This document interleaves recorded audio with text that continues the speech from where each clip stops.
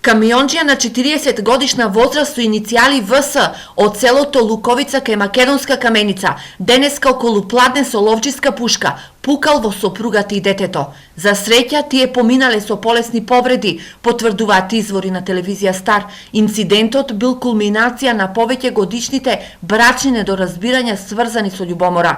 Имено ВС, како возач, често бил отсутен од дома и се сомневал дека сопругата го изневерува. Сериозно сомневање имали овој пат и со едно влегување дома по Нова година, љубомората ја заменил со куршуми.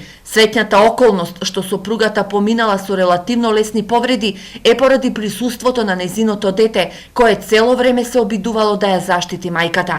Токму и затоа ВС од многу мала близина не успеал да ја погоди сопругата поради страв да не го повреди детето. Семејната пукотница ги собрала соседите кои организирале транспорт на повредените, а во меѓувреме пристигнала и полицијата која потенцијалниот убиец го привела.